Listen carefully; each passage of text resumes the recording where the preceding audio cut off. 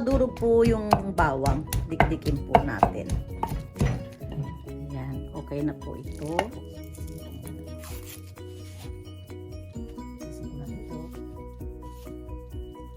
Isang buong sibuyas po ito. Ito na po ang ating mga sangkap.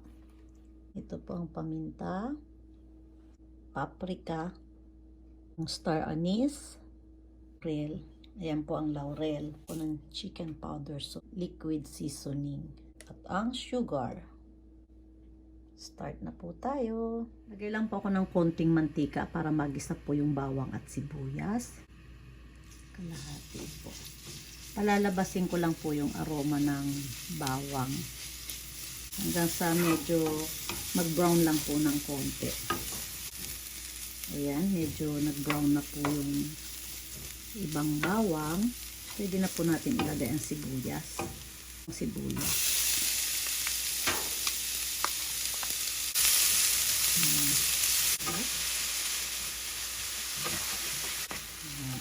Laurel, star anise, 2 tablespoon soy sauce, 2 tablespoon, 1 tablespoon oyster sauce, 1 teaspoon paminta, liquid seasoning, 2 teaspoon po.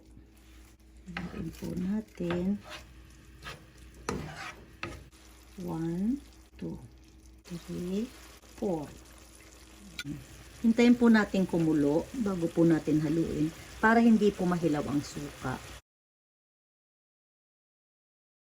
Bali 3 po yung asukal natin. 1 teaspoon na chicken powder.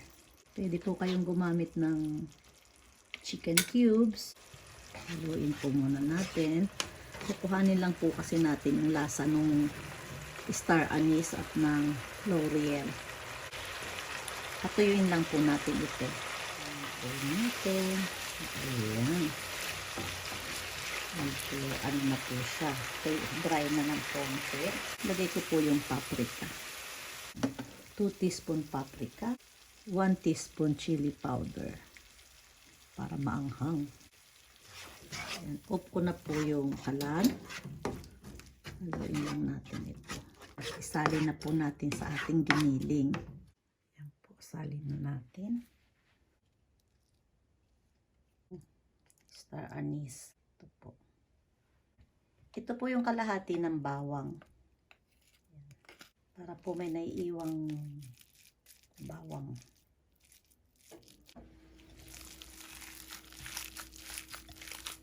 Haluin po natin itong mabuti hanggang sa kumapit po yung lasa sa karne. Sa akin po, hindi na po ako naglalagay ng breadcrumbs o harina kasi kumakapit naman po ito eh. Kaya lang po, maghahalo po kayong mabuti. Okay na po ito. Kumakapit na po siya. Tignan po natin kung ano ang lasa. Ayan po. Tikman natin. Ang sarap. Okay. Meron po ako dito dalawang klase ng hog casing. Na-order ko po ito sa Amazon. Yan. Nakalimutan ko lang po ang presyo. Hindi naman po siya ganun kamahal.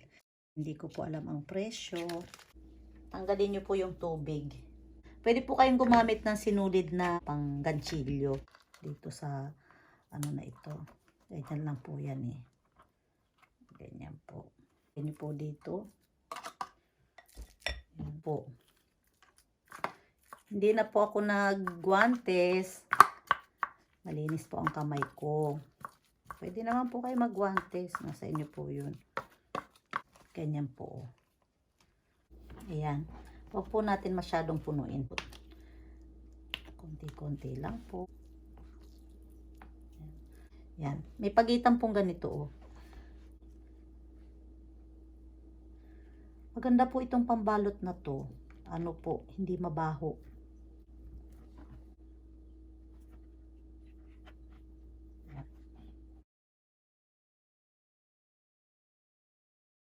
Tinatsaga ko po. Ayan po.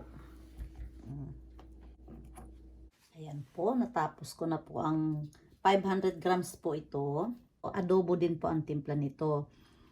Kaya lang po, ang nilagay ko po dito at suwete, hindi po paprika. Gagawin ko po ito, yung skinless langganisa po.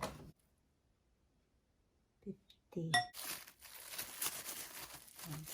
O, pwede po kayo mag-guantes kapag gusto po ninyo ng, pagka medyo nadidiri po kayo. Ikukote nyo na po, para po hindi po kayo mahirapan. Ganyan po. Para po madali po ninyong malaman kung saan ang bukasan ng plastic. Ganituhin niyo po yung plastic ninyo. Yan. Tapos ganituhin niyo po. Yan. Para po kayong nagbalot ng candy. Ganyan po. Ganyan. Ganyan po. Pwede niyo pong hindi na talian. Nilagyan ko po ng petsa at saka pangalan. Para po alam natin kung hanggang kailan po natin ito pwedeng i-stock. Ang balat po kasi nitong ginamit ko ay collagen, kaya po malambot. Pwede po ito sa mga paihaw o paprito lang po ng konti. Opo. Yan. Ayan po. Itadakimasu. Napakasarap. Adobong-adobo. Adobong-adobo lasa niya. Sigurado po ako magugustuhan ninyo ang lasa nito. Ayan. Ayan po natin.